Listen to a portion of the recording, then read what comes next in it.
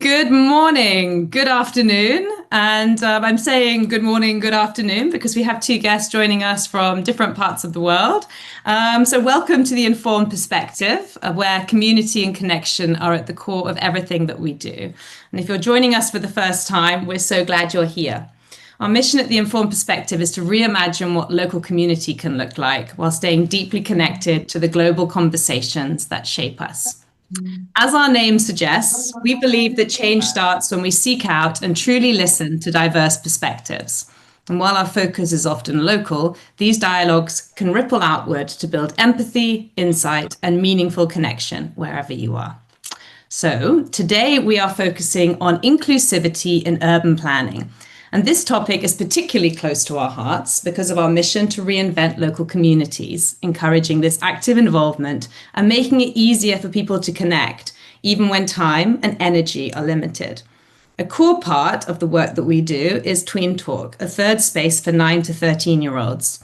This age group is often overlooked, even though they crave more freedom and a place where they can truly be heard.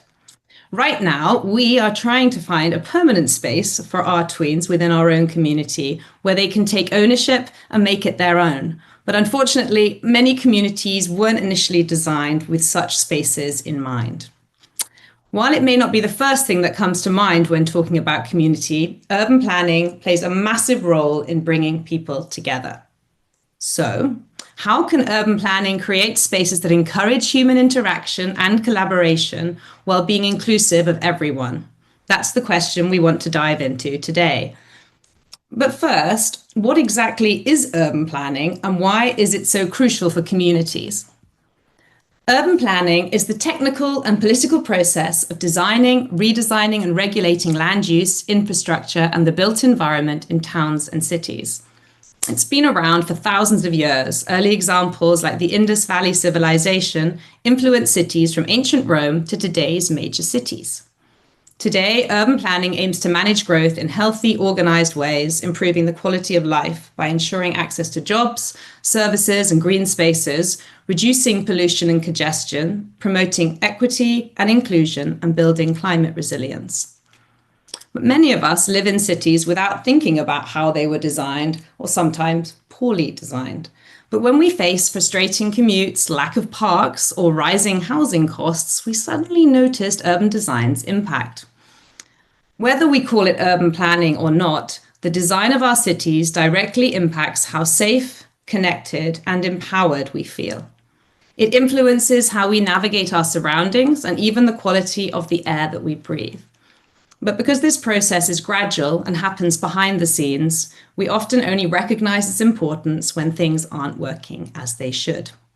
Effective urban planning links neighbourhoods and urban centres, strategically placing public facilities where they benefit both residents and businesses. However, planning goes beyond just efficiency. It must be adaptable, addressing the changing needs of communities influenced by culture, life stages, and even the seasons. What works in one place may not work in another. Some communities value green spaces, others need basics like affordable housing, clean water, or accessible shops. Accessibility means not only physical access, but also having resources available when people need them.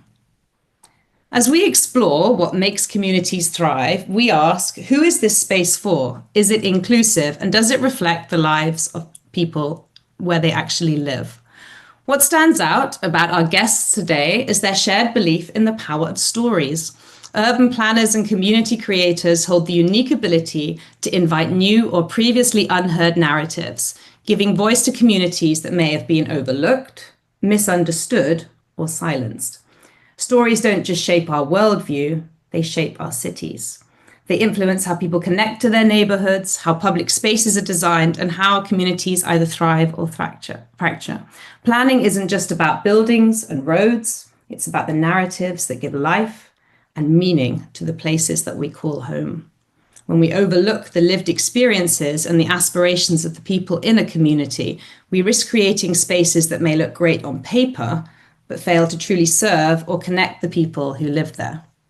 So, there's much to be getting to grips with today, and hopefully our guests will be able to add their perspectives on this. Just before we get started, as always, I have a few thought-provoking quotes. Tim Allen, a design partner at Microsoft, said the following: "Our greatest asset when we design is human diversity." Jan Gehl, an urban planner: "It's interesting to see which cities of the world are on the list of livable cities. They're always the cities that are sweet to their people." The most important scale is the people scale, the city at eye level and at 5 kilometers per hour. This knowledge about human scale has been lost by planners and architects. The main focus of urban planning has been to keep the cars happy. A good city is like a good party. People stay longer than really necessary because they are enjoying themselves. And Jane Jacobs, the urbanist, said, "Cities have the capability of providing something for everybody, only because and only when they are created by everyone." And Peter Block, the author, taken from his book Community, which I can highly recommend, "Poverty is not just about the money. It is about the absence of possibility due to our isolation across economic classes, between elite and marginalized neighborhoods, between schools and their neighborhoods, between the elderly and young people." The work then is to seek in our communities a wider and deeper sense of emotional ownership and communal ownership.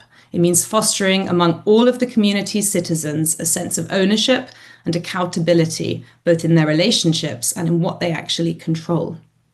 And this last quote that really resonated with me: "We begin by shifting our attention from the problems of community to the possibility of community." And this is so true, because it's so easy to focus on the challenges and what's wrong, but there's actually so much potential and positivity in our communities, and bringing those assets that are within the community to the forefront, I think that's so much more empowering. And I think we have a tendency not to do that. So I think that's a nice sort of thought to push us through. So we're delighted to welcome a fantastic panel of guests to share their insights today. So without further ado, I will now hand you over to my colleague, Jenny.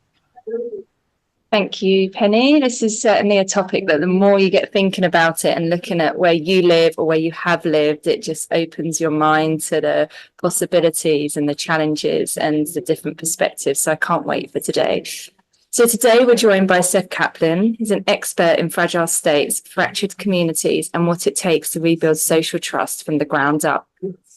He is the author of Fragile Neighbourhoods, Repairing American Society, One Zip Code at a Time, where he explores how local solutions can mend the deep divides in American life. Seth teaches at Johns Hopkins University School of Advanced International Studies, advises global organizations like the World Bank and USAID, and works closely with governments and NGOs around the world on issues of peace building and social resilience. And Eric Sandelands is a passionate advocate for community development and social value in urban and rural spaces. After 2 decades in construction program management and earlier work in education and publishing, Eric discovered a deep calling to focus on how communities grow, connect, and thrive. He's the author of Delivering Social Value in Urban Development and the voice behind Creating Communities on Substack, where he explores the systems, stories, and strategies that shape meaningful places. Eric is currently working on a national infrastructure program in Saudi Arabia, and he is the co-founder of Ingenium, a consultancy based in Limerick Islands. He calls rural North Yorkshire home. Without further ado, we'll move over to back to Penny to start the questions and get this conversation started. Right. Thank you very much. So I'm going to turn to Seth first today. Good morning, Seth. Thank you so much for joining us. We're very excited to have you here. Yeah, good afternoon. I feel like we're trading times here. You can say good morning and I'll say good afternoon. Okay, that's even more exciting. Thank you so much for joining us. So we wanted to really get very quickly to the heart of the matter, to your book that you've recently written about the fragility of communities. And we're wondering if you could tell us a little bit more about what that means when you write about a community being fragile. I think a lot of people think about communities and they think only economic. And so my lens is always very relational. So I like to use the term social poverty versus economic poverty. And so when I mean fragile, you could be a poor place and not be fragile. I'm talking about economically poor, and you could be a place that's materially well off and still be fragile. What I mean by that is if a place is strongly people are disconnected, there's no local institutions, there's very little interaction. That basically means that you have no social support system, you have nobody to go to. If there's any challenge that affects the place, nobody cares.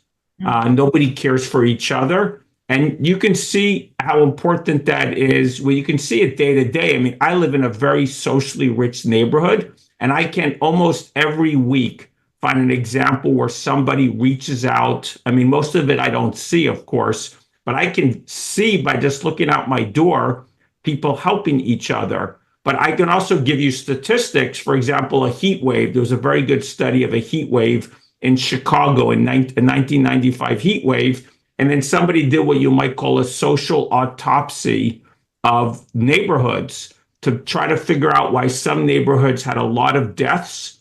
And it was like a 3-day heat wave. So it was really serious and it was unexpected. Some neighborhoods had very few deaths and some neighborhoods had a lot of deaths. And that was unrelated to the wealth of the neighborhood. So you could, for example, there was a one stark difference. 2 neighborhoods right near each other. I think one was North and South Lawndale or something like that.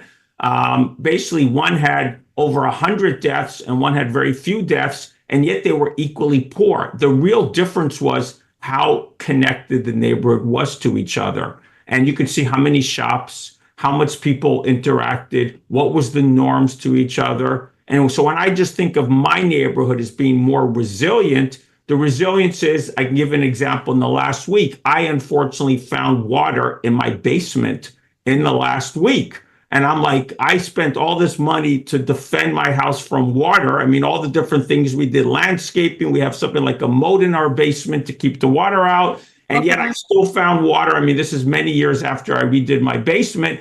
I'm like, what do? It's raining like every day for last week. Go across the street.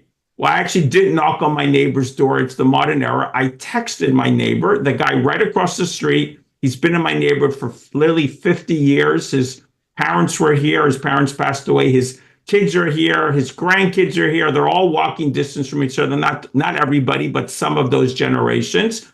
And I'm like, who do I call? Because if I had the time and I wasn't panicking, I would do it systematically. But I was a little panicking because it was raining. And it's dripping and dripping and dripping, and you don't like that.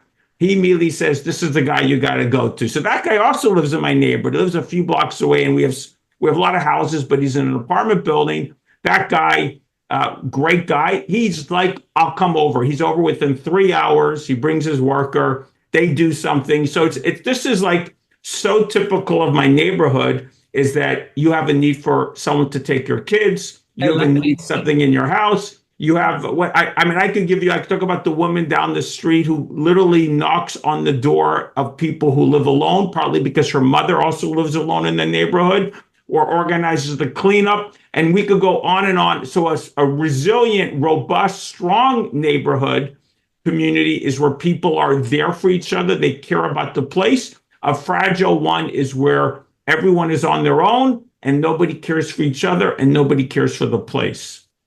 So what are the signs then where you could potentially be seeing this fragility creeping in? Is it something that is also, happening to neighborhoods? I'm sort of thinking now of my own family, and my mother-in-law she lives in an estate that was built after the Second World War in Germany. And it was one of the ones they all got together and they built it together, of course. And everyone knew everybody and everybody's lived there their whole lives long. But the older generation are now dying out. So everyone who's lived in that street for however long are all passing on, and you're getting new people coming in and the dynamics are changing again. So I guess what I'm asking is how are we aware of when these signs of fragility start to happen? I think there's the visible and the invisible. So the invisible is hugely important, but not always easy to see from outside. The visible, and I'll give you both, but the visible is that you can count the less gatherings, less place unique institutions. If I'm going to an area for the first time, I'm really eager to know the number of like neighborhood unique institutions. This is not the Starbucks. This is the local coffee shop. This is not some big restaurant chain. This is my neighborhood. We have 3 restaurants, 2 of them owned by people living in the neighborhood, 1 by a person who's been there for 25 years and lives whatever, some few neighborhoods over. And so, I mean, those are part of the lifeblood of the neighborhood, is that they only have one place. So I would look at the institutions. It could be civic, it could be religious, it could be economic, it could be government. I mean, you could think of it, but that's why a town, at least the town government, cares about the place. A city government often doesn't care about a lot of places within the government. They have the big. So the thing is, you got to look for place unique institutions. Also gatherings. If you walk the streets, what's going on the streets? Are the parks occupied? Are people talking to each other? You can walk through a neighborhood. This is a little bit easier in a suburb than it is in the city. But if you go back and read Jane Jacobs, and she talks about the people who like watch the streets, or I forget whether it was one retailer where everybody gave their key to. I forgot what the person was selling, but I remember everybody gave that person their key. And so these are things that if you have a discerning eye, you can see. What you can't see, of course, is who's in each other's homes. I mean, I literally was at a neighbor's home for lunch yesterday, and we're there for, I don't know, about 4 hours. When was the last time you had a 4-hour meal in a neighbor's home? So we're there, and we could have gone on later, and another neighbor who I didn't even know just stopped by in the middle of it. And so these are things which are less visible. But again, if you could measure the social density or the level of social interactivity, that would also be a really good. So when you're thinking of that neighborhood in Germany, I bet if we could measure it and we went to like 1955, 1965, 1975, we probably had a pretty intense period of social interaction. And maybe it would go a little bit down at some point because people weren't rebuilding or whatever it might be. But I would assume starting in the 70s and 80s, because of television or, I don't know, air conditioning, we often think matters here. I know probably in Germany it came much later, but television, and then the car, and then the local shopping, and then the young people, they grow up and they don't even grow up and go to school in the neighborhood. I love to talk about teens, because having local schools where kids actually walk back and forth and they know each other and they can go to each other's homes, that's like really important. So when you think about how many things we've done in society, I bet if you went every decade into that neighborhood in Germany, you would see signs of decay in terms of social interaction and social caring and all that stuff increasingly go down over the decades. I mean, the car for absolute sure, because the car is huge, but I'm in a car-dependent suburban neighborhood, and look, we're thriving because we have so many local institutions that people care about. I'm curious then how it is set up, the neighborhood that you live in. Is there anything that lends it from the design, from the urban planning? Yes. What's the coming together? So when I talk about this, I generally say there's 4 things that can, let's say, bend the neighborhood towards social connectivity. One is religious, one is social, one is the physical design, and something you could say something cultural. And there's some overlap in all of that. We have something of all 4 of that. My neighborhood I think we have some of all 4 of those ingredients, but in terms of the physical design, here's a few things that matter. This is partly, I think, by accident, because most neighborhoods in this part of, outside of DC, they didn't think about this. So they didn't design for community. But in my neighborhood, on 3 sides, we have trees. We basically have like I couldn't say forests, but forest-like conditions. I literally this morning, we're starting at 8:00 my time. At 6:45, I'm walking in the woods. I went 2 blocks up and went to whatever 15, 20 minutes in the woods, and I came back, and on 3 sides, we have woods. So literally, the neighborhood is defined physically. Then, of course, we have a commercial center. It's pretty ugly, to be honest, but we have it. We have the restaurants, we have a supermarket, we have a couple of other things. I think someone recently opened up a barbershop there, so everyone's using that barbershop. So the point is, we have a center. We have a clear identity. What's our name, which is part of the planning. So it's not only we're bounded, We have a center. We have a clear identity, which is part of the design. We have, it's not quite in the government planning, but it happens to be a lot of kids go to one of a small number of schools. So roughly 3/4 of my daughters. So I'm happy to talk about the age you want to talk about. My daughter's 12, about to be 13 next week. And so 3/4 of her classmates she can walk to. And so she often she doesn't have a phone. If she wants, I say, get lost, come back, call me where you are in the evening, and we'll come and pick you up. And the whole point is you want your kids to wander, to be out there, to be relational. And so I'm happy if she does that because she can go bouncing between houses. I have no idea where she is. I don't want to know where she is. It's probably better for my mental health too. And then she can let me know. But the point is, if her classmates weren't there, where would she go? And she can go and she has her debit card. I gave her a debit card with some money on it. She can go and buy pizza. She can take her younger siblings. We have 2 other kids. So take her younger siblings to the pizza place, buy them pizza. And so I'm happy for her to do all of those things. But that's built into the design because there's places to go. The school is local. We have an identity. We're bounded. And because it's built for local institutions, that means it helps everybody know each other. Imagine a neighborhood where you had none of that. Why would you know your neighbors? Why would you trust your kid to go outside the door? Everything has changed.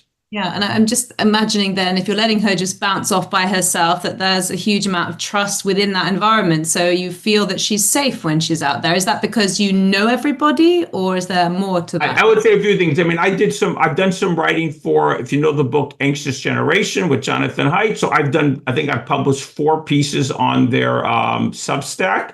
And so, I mean, my argument to them, which I don't think they bring out well in the book, but I think they agree with now, is that you don't go from play to phone in isolation. You go from play to phone because you've already lost community. You've lost the trust of your neighbors. You're afraid to let your kids go out. And then the phone becomes a substitute. I mean, first it was the computer was the substitute, and then it was the phone. Maybe the TV, the computer, the phone. The point is, in my neighborhood, I mean, I can't say I'm friends with most of my neighbors. I have some people I regularly meet. I'm a little bit antisocial. I like to hide in my cave and think. But to be honest, I mean, I know hundreds of people. My wife probably knows more. Yesterday at lunch, she's talking about some neighbor who moved away. I'm like, you know them? I'm like, do I really know them? I don't remember who they are. Show me a picture. I have no idea.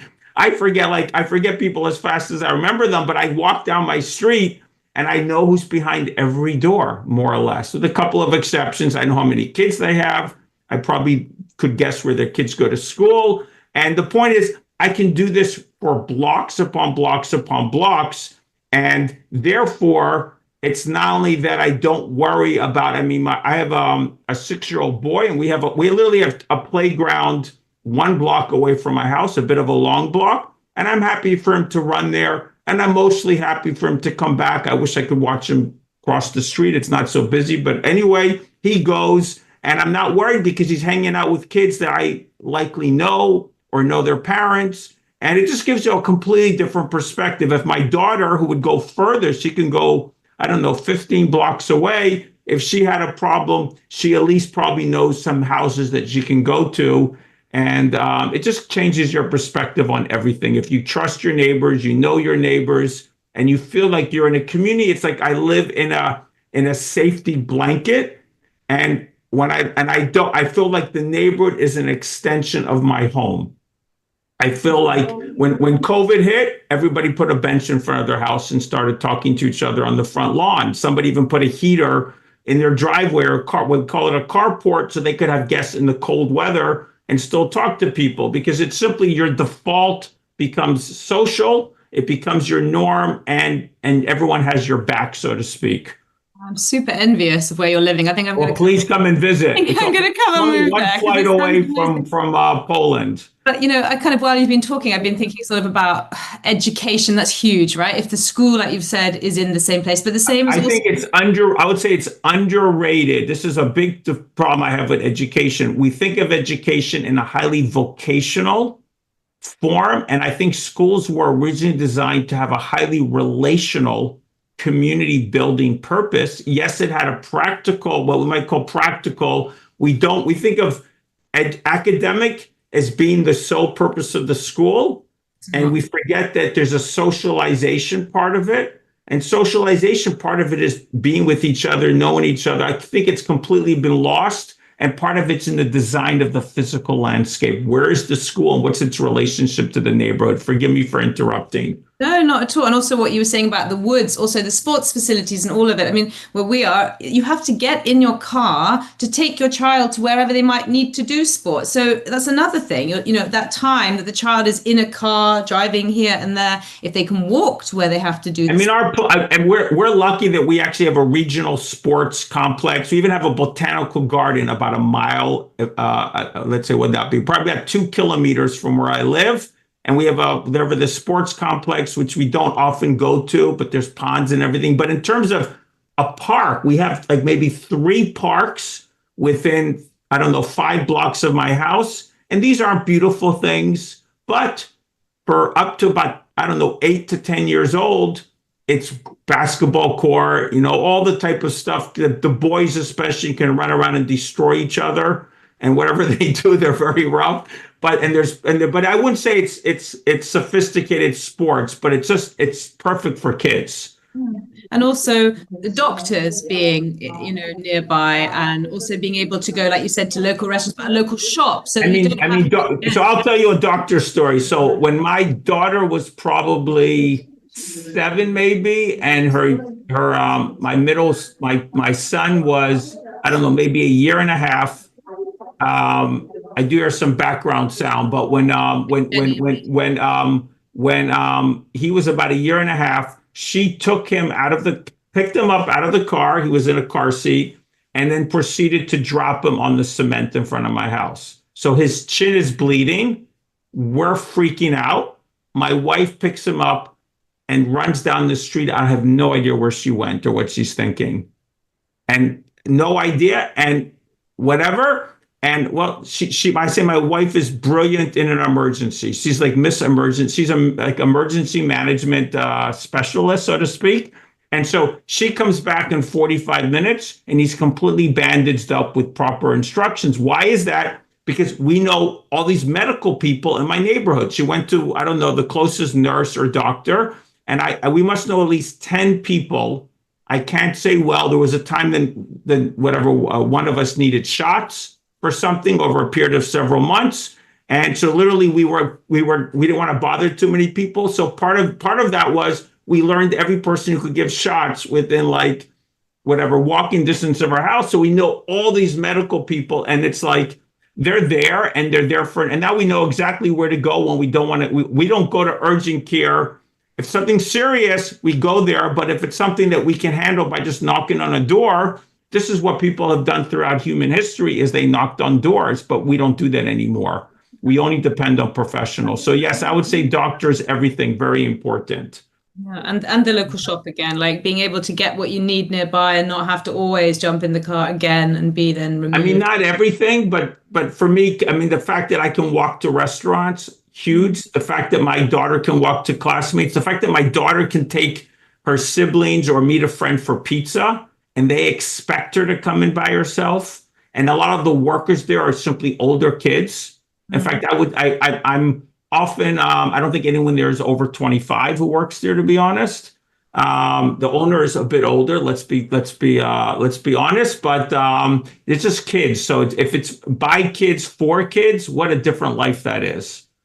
Absolutely. And it's so inspiring, as Penny said. And as you've been talking, Seth, and 2 words came to mind, and it's familiarity. So you've made yourself familiar with your neighborhood, and because of cars, because of convenience with all food delivery apps these days, with not having to leave the house as much for entertainment because you've got a whole world of content on your TVs or screens, whatever. People aren't just familiarizing themselves with their local neighborhood and understanding what might be there. And that's what I've absolutely loved and felt so grateful for coming to a new city. We're in a suburb of Warsaw, probably the most southern suburb of the city.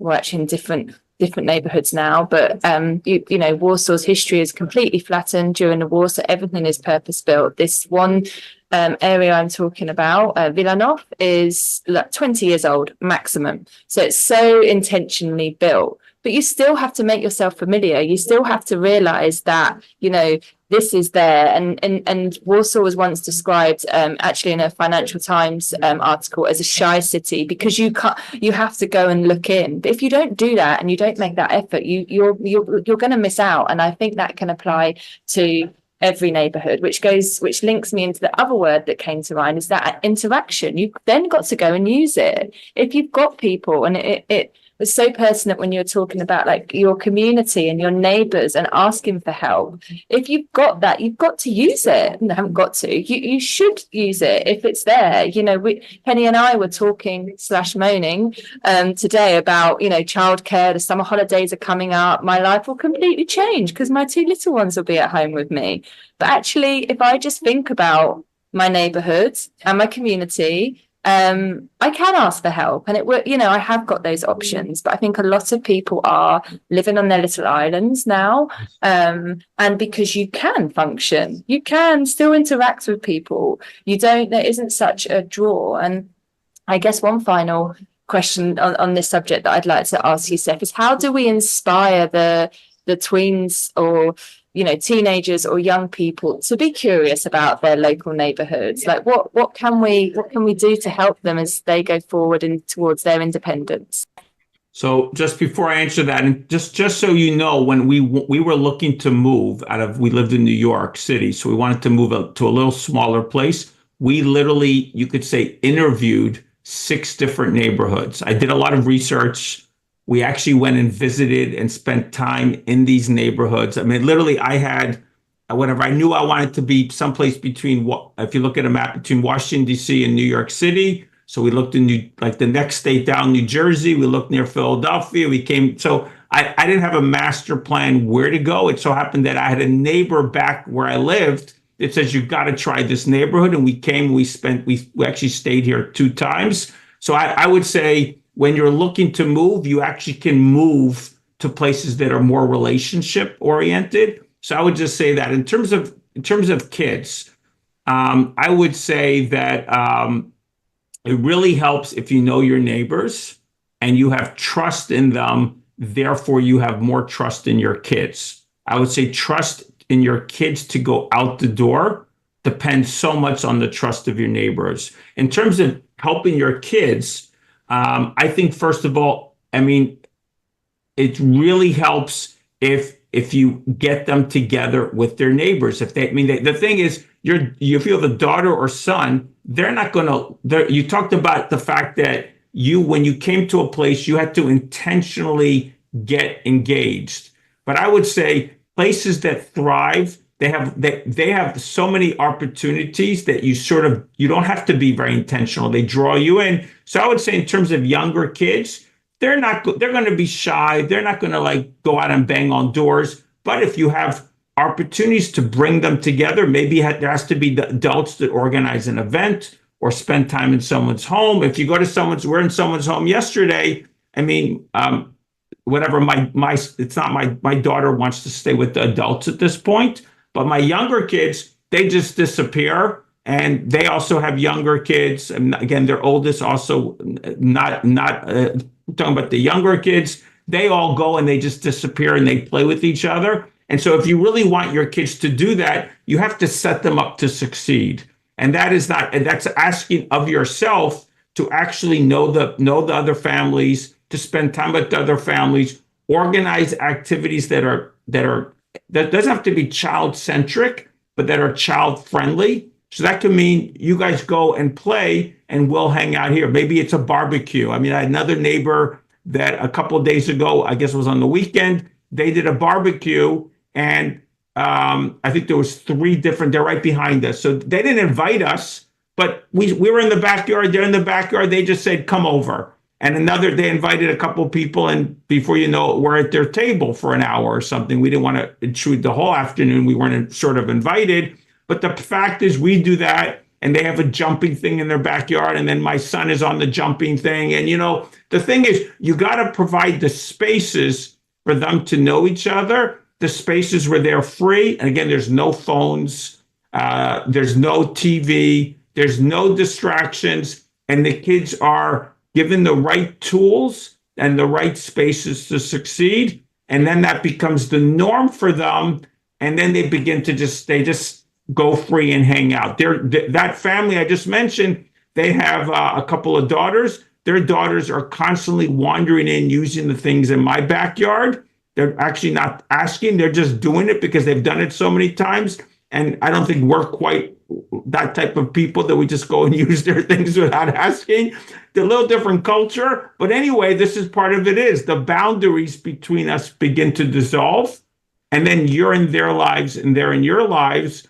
And it's much easier when the boundaries dissolve and people know each other and everything just melts into a norm of social interaction. I think the hardest thing is taking that first step.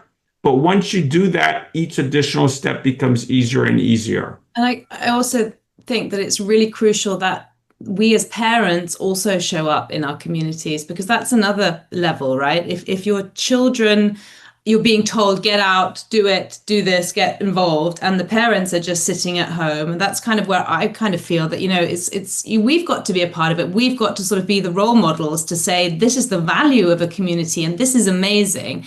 And through building that through all the generation, we're talking in different generations, the elderly as well. How can we get the young involved with the elderly? Like for us, a lot of us are living very far away from our families. So grandma is overseas and grandpa is overseas, but how can we somehow make it easier and accessible for the young who maybe don't have granny down the road to also have that involvement, which I think is also really important to everyone's development and well-being. I mean, I personally am on the board of one of the local, like a special needs school. Again, it's not exclusively my neighborhood, but a lot of the people involved are from my neighbor, a lot of the kids. So, I mean, again, I think when you're in a place with lots of local organizations, it's amazing. The people in my neighborhood that you would never think are the leadership type, it's amazing. They're all leaders. I'm thinking of next to my neighbor helped me with find the handyman, whatever. The next house over, that guy's a dentist, and his wife, I'm not exactly sure what his wife does, but he's a dentist. He seems like I hate to say it, but a real incredibly nice guy, but not the type of guy you would think would stand up. And here I see him leading a fundraiser for some event or something like that. I mean, it's amazing. It's amazing how many people have leadership roles. And I think this was not unusual. And the United States is famous for these local organizations and people involved with them. And mostly that has decayed and doesn't exist. But if you're in a place with lots of things to do, we all play a role. I'm involved in another organization. I'm on the leadership board of one. When my daughter had a chance to do some project when she was like some sort of coming of age project when she was 12, instead of sending money, a lot of people just raise money and give it to some charity. I says, why don't you do something for one of the local organizations? So she literally created something we call a book nook, like a place with books, like a small library for kids her age in one of the organizations. So that would give kids another reason to hang out in that place. We bought a couple of chairs and we fundraised some money, some bookcases, got a bunch of toys. And that was a way for her to give my wife played a large role helping her because some of it was beyond the scope. But the point was, instead of raising money in an abstract sense, we organized something practical for a specific local organization. We were involved. My wife actually was very involved. My daughter was involved. And that's sort of like an example of how you give to people. You're teaching values, but you're doing it with people that are local as opposed to just some abstract giving to something far away. So I think there's so many ways you can model this, involve your children or your youth. And so it's endless actually when you begin to be creative. I kind of feel now on that note that we need to have you as the advocate for the community, making it so trendy that everybody wants it again. I feel like we've forgotten what the potential there is, and we just need to remind ourselves that actually it takes a big step to do it in the first instant, but the benefits are so much more rewarding, right? It's completely compelling, I think, isn't it? It's just completely compelling what Seth was saying, and demonstrates all that you hope for, I think, when you're designing a community. And of course, it's a space in which people can thrive, which it's the thriving of the people, which is powerful and kind of emotional to listen to as you hear that. And us and everybody here probably wants to live in that place, you know, and it almost sounds old fashioned these days compared with the no phone childhoods that some of us had, you know, where we ate our lunch in different houses and all the rest. It's lovely to see it thrive so well, and Seth's a great advocate for it. I'll just say that I myself, people who know me would mostly think, how did I become an advocate for this? Because most of people know me. I'm not so social. I like to sit in my cave and think and write. I wrote many books and many articles. And so it's incredibly ironic that I, the person who tends to be not very social, became the advocate for a social neighborhood. Because I just think what's interesting is that I'm by default this way. And but there were many times in my life where I think as a self-correction, like a self-awareness, self-correction to myself, I made choices to embed myself deeper in community where I live. Honestly, I became religious, and I didn't grow up religious. Places that I've chosen to live, even the kind of work I like to work on. I've worked many years on fragile states, partly because I found them much more relational than wealthy countries. Wealthy countries, I always felt people were a bit apart from each other. And I was just in Nigeria last week, and places like that, it's amazing the richness of the relationship. I always felt the warmth, and it literally affected my career. So it's ironic that I, the antisocial person, have partly because of this loss that I feel, have made so many choices and now became a spokesperson. So the point is, if I can do it, everybody else can do it, because you should have an easier time than me, to be very honest. And isn't it also, we don't all have to show up in the same way in our community. Everybody's so many different ways. It's amazing. It's amazing. Yeah. Yes. I mean, when you have hundreds of people that are relationship oriented, I mean, again, it becomes the norm, but people have so many different roles. And you don't then have to always be at the forefront. You don't have to be the loud one or whatever. You can bring something else to the table. You can offer some resources. You can offer a space, whatever, absolutely. So it's so yes, I'm actually not the noisy one. I'm mostly just showing up on different things and doing little things. There's neighbors of mine that far exceed me, let's be honest. Amazing. Thank you, Seth. I'm just going to now turn over to Eric, because we know that your time is short. And I wanted to ask you, you're currently involved in a major infrastructure project somewhere completely different in Saudi Arabia. How do such large-scale developments stay connected to the needs of the locals and to their values, especially when the community can be very multi-diverse? Hey, thank you. First of all, thanks for having me on the panel. And I think for everything I contribute in a panel of 4, I'm learning 3 new things. So it's fantastic. Thank you. And everything I have in my rule book on mindset was demonstrated perfectly by Seth in what he was describing there in terms of there's different desired outcomes, but there's a fantastic desired outcome. And the more I kind of, you look at things, this notion of kind of social capital and what it means and why it's important. And the statistics show it's in decline. You know that it's around our connections, and trust is the word which came through very strongly in what we've just heard. Communities where people have high trust, and how do you achieve that? So that's, I guess, something you think about a lot. And the evidence is obviously digitalization. That's had an impact. The car you mentioned, suburbanization has had an impact, and yet we've heard a fantastic suburban story that not everything on a chart with a line going downwards needs to be so. We can change things, So I thought that was a fantastic conversation to be on the edge of just now, and thank you. So I better answer your question. So it's I suppose, in one sense, it takes you getting out there. It takes exactly what Seth says. It takes you getting out there. And, some people love this stuff. They'll come to the engagement event and they're very articulate and many things, but some folk aren't. And what about them? So in a sort of a program I was involved with very recently, had a big impact on me, which is a huge rural landscape with isolated villages and underinvestment and all of those things. You get out to the villages, you talk to people, you sit with your shoes off on the floor, and you listen to people, as well as having the things which kind of look good in the brochure around fantastic models and all the rest of it around engagement.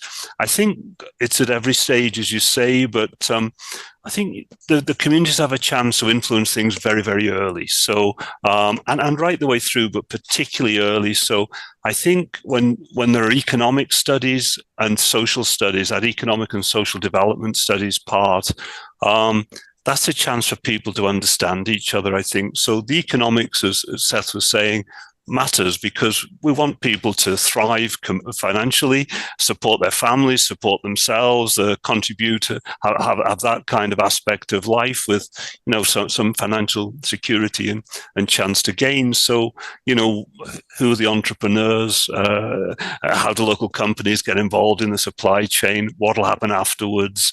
How do we use that as learning opportunities to upskill? How do we upgrade the community colleges and whatever is around that will help in that space, so people can create wealth, earn wealth, etc.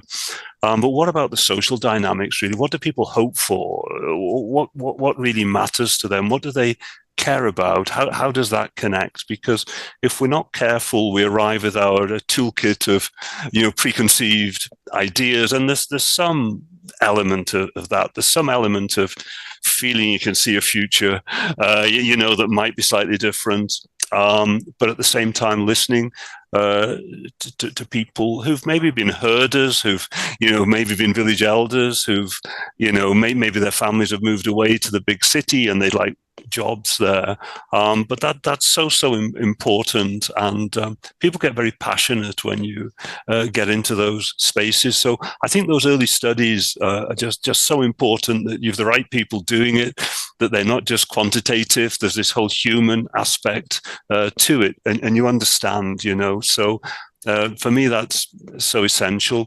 And then as we go through phases like the master planning, what's in those plans really matter, so I've heard it pretty much all from Seth, but things that I love, I think, really important when you can are access to nature affects people's well-being, and I was going to say, like, such as maybe it's a small thing, but like the High Line in New York, which Seth will know more than me, or the urban agricultural movement in Detroit, where there was lots of spaces or whatever. These things are really important to people's health, well-being, a sense of community, and they meet in these spaces in the woods, and then not quite nature, but the parks. They're sort of important as well. Some of these aspects in the master plan, are local people going to feel a benefit early? Are you going to upgrade the clinics? Are you going to upgrade the hospitals? Things which don't look much in a master plan, but the community centres, the village halls, the meeting spaces where people can get together. It's important that some of these things are being prioritised, I should say, on the assumption that they've come through as to what people are hoping for, because a lot of people are hoping their kids won't move away to work, and they might stay and raise a family where they are, but some of these things are crucial, and often you're in that space around, as you say, mixed use sort of developments where there's shops and schools and dentists and things within kind of nearby often come through. So the consultation on the master plans, I think, are very important. And then even as you construct, because sometimes you're working over a 15-year period or something, it's not all set in stone. So you want people to see some of the things they treasure early when you're scheduling things, so that through the disruption or whatever, they feel some sense of life getting a little better for them. It's not all about outsiders coming in or or something like that. It's kind of really important that you prioritize the construction, your sequence, and while you're disrupting everyone through construction, you're communicating, you're listening, you're mitigating, you're taking advice. And there's normally not exactly stops, but there's normally what we call rephasing, where you look again at your project priorities, and you can link that to community benefit, and then I guess going way back to business cases, etc. You want to create things which are going to live on after you're gone. You're not creating these fantastic ideas which don't get used and closed. You're trying to link all of that early work to handing over assets to a community and places to live, where all the things that Seth talked about, can happen. Really, there's walkability, there's cycling or whatever. There's environments where, because safety is not just about strangers and transients and those things, it's also about traffic, and it's about a whole range of things, isn't it? So, walking to school has been thought through and is easy if people want to walk to school, and those kind of matters, really. So I think you have to look at every stage, but it is about getting out there. It isn't about sitting behind laptops. It's about meeting people, and it's about trying to genuinely listen. Now, the opportunities earlier are easier to accommodate than later, where you've sunk some serious capital and you may be trying to persuade if you're not careful. But yeah, I think those things are really, really important. And from what you're saying as well, to me, it's the intentionalism of it, and it's that it's got the purpose for what the people need. And you mentioned safety, and Seth mentioned walking to school, proximities of schools, so children can walk, they can pass through their community, they can create the intrigue, they can interact with it. But for example, if you live somewhere where like the UK, and it's dark at 4 o'clock, at school time, when you're coming out, the lighting's got to be sufficient. That movement around as well. And you mentioned cycling, and it was really inspired me living in this modern city of Warsaw is everyone can cycle everywhere so safely, because it's purposely built to enable that, and people do all year round. I go back to the UK, to Surrey, where I'm from, and you can't cycle around, and it limits children, so then they don't have the independence, because you can't walk everywhere because there's not that accessibility, and you can't cycle because it's not safe. Yes, you can get on the roads, but there's varying reasons, not just the traffic, potholes, and the other thing that came to mind, and this is a bit of a negative that I'm leading on, which I don't always like to do, but there's these garden city concepts that have been created in the UK, and some have succeeded, but when the smaller forms, there's these new build essentially developments where they're like, it'll become a garden city, you move here, be a completely new neighbourhood. I feel like, Seth, exactly how your neighbourhood is, surrounded by forest in a lovely area, and we'll give you a doctor's, and 10 years later, that those facilities have not been provided. It's such a shame when you can see that opportunity just not being met. And I understand the realities. I have my first career pathway was civil engineering from not a specialist point of view, but a support administration point of view. But it's the nature of businesses, budgets, prioritizations, your deliverables. But it's a shame when the benefits that can come from that are so great, and potentially the people who are in charge are just confined by their commercial projects. Realities or something, isn't it? Exactly. If I could, because you said some key words there, deliverables is how the industry operates. So what are those deliverables becomes super duper important, really, and is the weighting in the right place in terms of, because what I came to realize, and it was kind of layer by layer with me, it takes me a while, is what are we doing this for, and who are we doing this for, and what do we hope to achieve, out of this? And as you'll know, in program management, they talk about there's a benefits realization plan quite early on. So what are those benefits? What are the social benefits? What are the community benefits economically and socially out of what you're trying to do? Otherwise, why are you investing this money? Housing targets has some kind of rationale, but it doesn't create communities, you know. So I think that whole taking the consultation process we were talking about through into benefits realization, if we want to bring it into an industry approach, and then tracking that through key performance indicators, etc. Not being data driven completely, but in a data driven industry, you have to get these indicators in there. So indicators I have had is you know, a 50% of the workplace women in that community. So have we created jobs for women? I had a KPI around I know we shouldn't say just one gender, but given gender differences, I had a KPI around you know, number of female entrepreneurs connected to the supply chain, for example, so that their micro businesses would kind of benefit. I think, and then you get obviously the educational outcomes, the different outcomes. So it's really important that you get that part right. So I came to this actually from the position of really working on very large scale programs, getting involved in the benefits realization part, and then the penny dropping as to, you know, why are we here really, because you get wrapped up in a world of metrics where you can't lose sight of really what this is about, which is the kind of thriving community that Seth described so perfectly.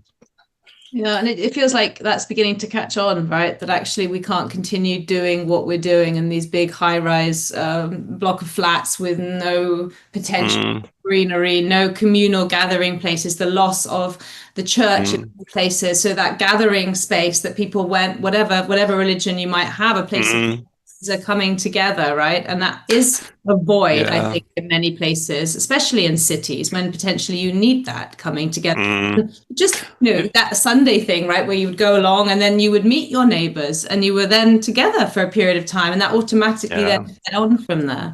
I started going back to church personally in our village after a gap for the community reason, you know, as much as the spirituality, because, I was raised that way and we knew everyone, you know, in a market town at the time when I'm now in a village.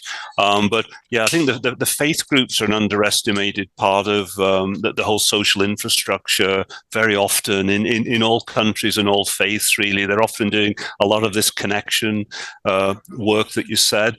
I'll plug a couple of things if I may. I mean, the Kampong Admiralty project in Singapore is a high-rise, but with fantastic rooftop gardens and whatever, and a deliberate mix of young and old, almost not quite social engineering, but they've young people and seniors deliberately in the same buildings with spaces to mix and come together to try and capture something that cropped up very early in this conversation. And from a United Kingdom perspective, my big concern with the housing targets is you kind of know how that's going to go, and we're seeing it not far from where I live. These, 600 houses, large estates with little else in them that meet the targets, and we've got rural communities where it's very difficult to add a house to a village, and the children don't stay in the village when they grow up because they can't, and I shouldn't be so, but you could add 10 houses to every small village, even in national parks, if they were beautifully designed, if there were some maybe off-grid, some eco-friendly.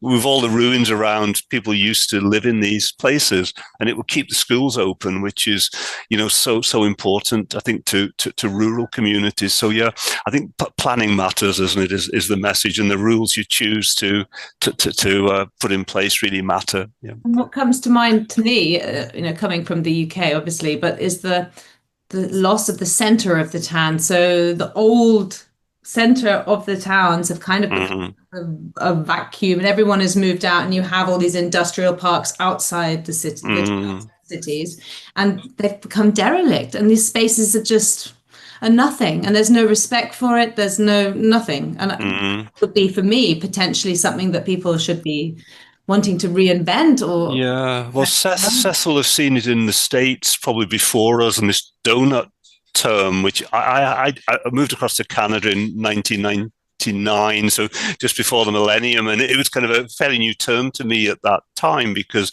we hadn't seen the decline of retail. I think there's some wonderful reinvention going on. I think urbanism is becoming cool in places. I think what you're looking for, if you can look at things like obviously business rates and all these things that prevent it, is if you look at where where there's cheap accommodation, you often get creative, not quite communes, but creative activity. It's cheap to move in. It's cheap to be creative. Somewhere like Hebden Bridge in Yorkshire, which is a thriving place now. It wasn't when the mill closed. It was the artists. It was the hippies. It was the alternative folks who originally moved in, and then they created this sense of community, which other people wanted to join. So I think the signs of that in Detroit, of this coolness factor returning. I'm from the punk era where, the squats of Notting Hill and everything were the thing. I mean, I was too frightened and too suburban, but a lot of the punk movement came out of really cheap and empty accommodation. So I think that needs to be thought about by planners, that, one of the things that hold city centres back are things like business rates and all sorts of cost factors, which are no longer sustainable. They need to open it up to innovation and creativity and new things, Yeah. And you often hear of regeneration, but that's a kind of process, like business process. But actually, what resonated with me already with what Seth said is it needs those unique institutions to bring that fresh blood and the enthusiasm and the passion and the purpose of the people of that community. Because otherwise it's just a corporate-led redevelopment. You're going to put a chain in there. You're going to put a cinema in there. It's just what happens around my area in the UK. And yes, people will come to it, but they're not going to respect it. They're not going to kind of stay there and hang or socialize. They're just going to use it and move on to the next thing. They need to feel some sense of ownership, not all necessarily literal ownership, but people feel that for churches. They sometimes feel that for community centres, village hall. They sometimes feel that for independent shops. I mean, independent bookshops right now is kind of off the scale. Some of the response I got around that, the decline of pubs, when I wrote about that, and communities are buying pubs to keep these community spaces open. Now, everyone's having to reinvent themselves for, new social trends, new demographics, new whatever it is, but it can be done. But people need to feel like what Seth was describing, a sense that they can emerge as leaders, at least in something. There's also a sense of agency, a sense of passion for where they live, a sense of pride, a sense of wanting to overcome the hurdles of that place.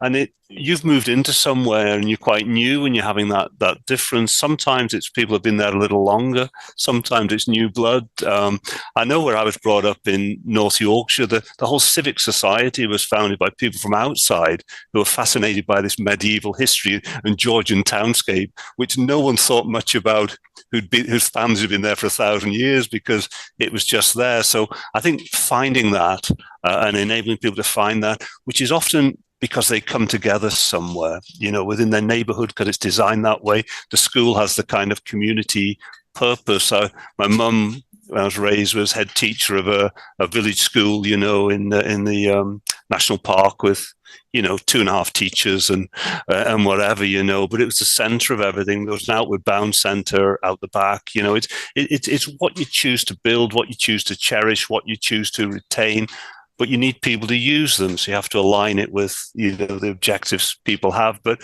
sometimes it's surprising what people do just given an opportunity. What I'd like to ask actually both of you, because I'm not really up on the cutting edge of all this, but what about the role of technology and digital tools when it comes to the future of inclusive urban planning? What are we likely to see? What will we have benefits from that?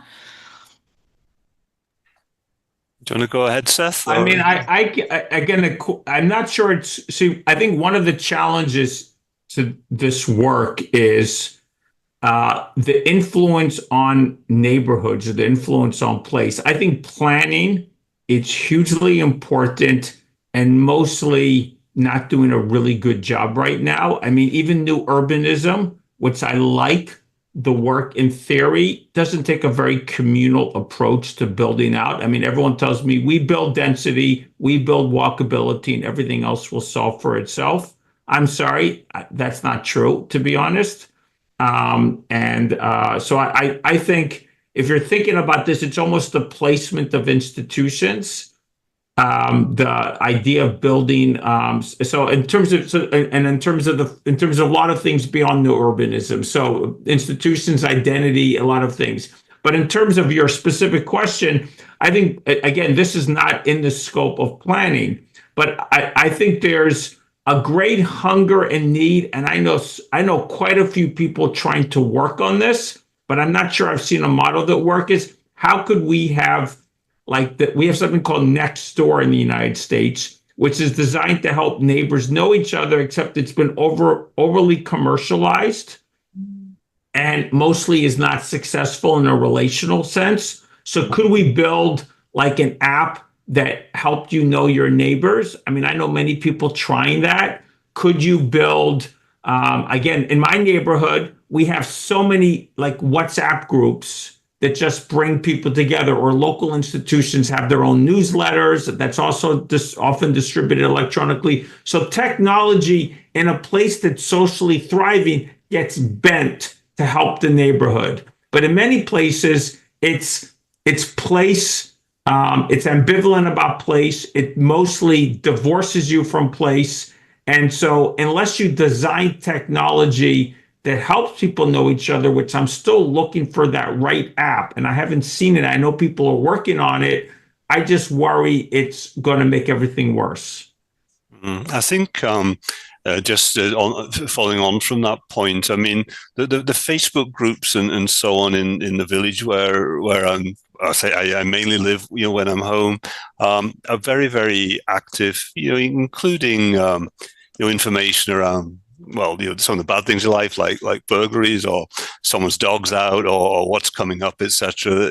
That works very, very well. And WhatsApp, but these aren't cutting edge technologies these days. I think it's about human beings and what they're looking for and how they come together. And technology can work in a local way in that sense. It does take you apart. You might relate more to someone in Alaska if you're in Britain than somebody next door is kind of what happens, I know.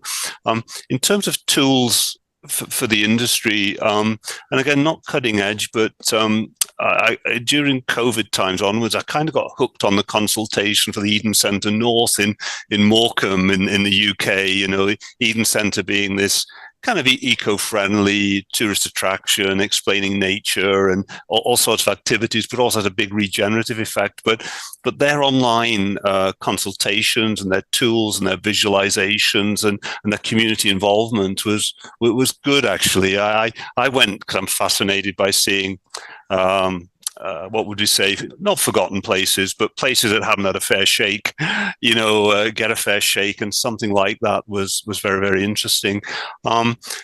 We are seeing digital twins now, coming up, and visualizations and virtual and augmented reality in terms of explaining things, which are very, very, very powerful experiences where you can have people walk around what could be their neighborhood and say what they like and don't like and things like that.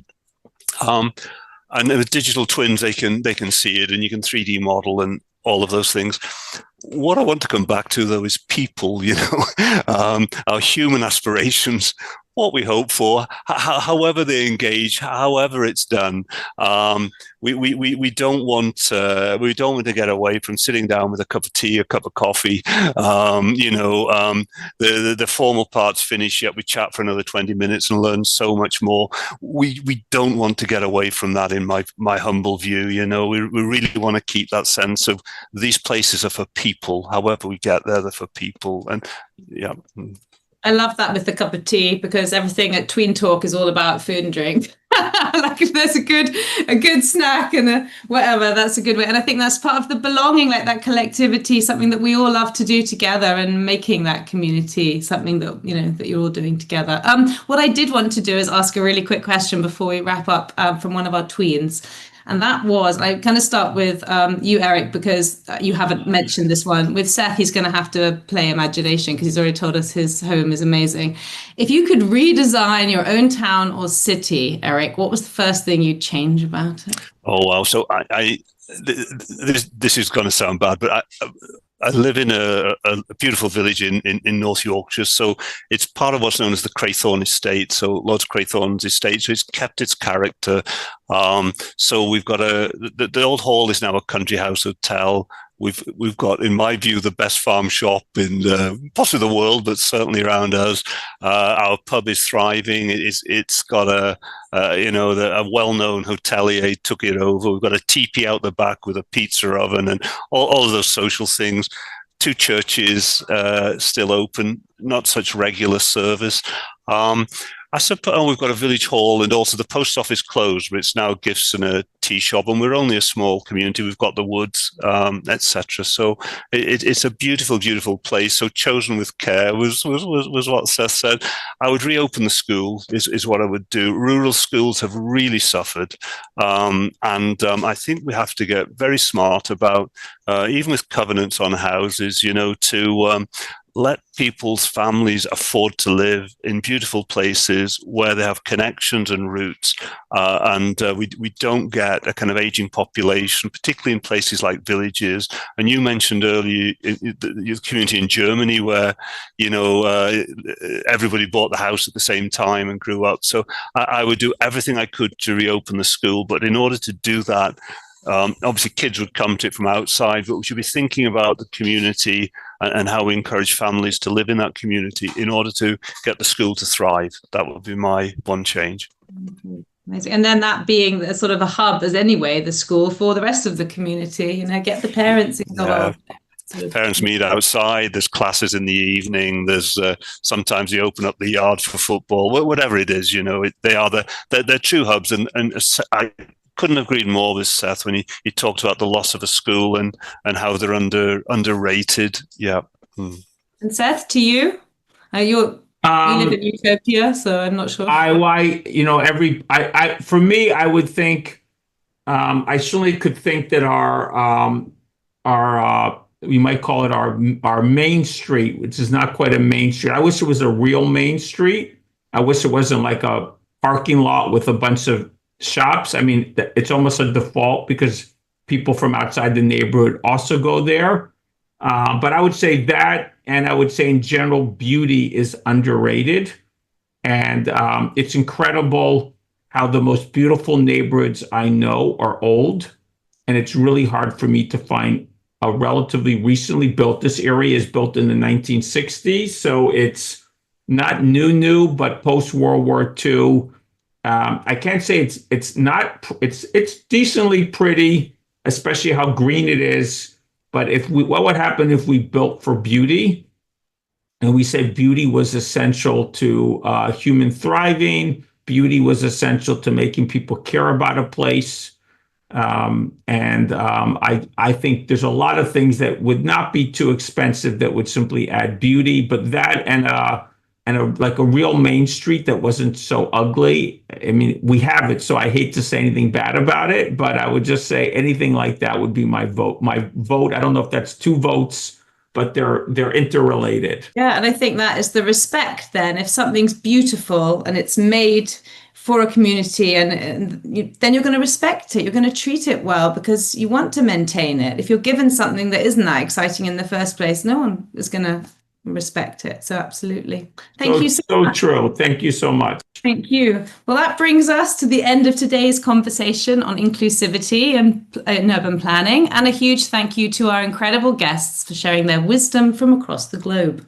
Global perspectives really do shape how we design and nurture our local communities. As we wrap up, we hope today's discussion has sparked new thoughts on how urban planning isn't just about buildings and roads.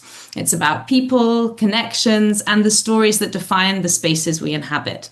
It's about creating spaces that welcome everyone, no matter their background, culture, or needs. At the heart of it all, we believe change begins when we listen to one another and build from a place of understanding. Whether you're a professional in urban planning or simply passionate about your community, remember that we all have a part to play in making our spaces more inclusive, resilient, and connected. And don't forget the power of being an active part of your community. #JustGiveAnHour. Even committing just an hour of time in your community can spark meaningful, positive change for everyone. We're going to include links so you can connect with our amazing guests and revisit today's conversation along with the podcast recording. As always, thanks for tuning in to The Informed Perspective. Keep building those communities that you want to see in the world. And until the next time, keep informing those perspectives. Thank you. Thank you so much. Much appreciated to join your podcast.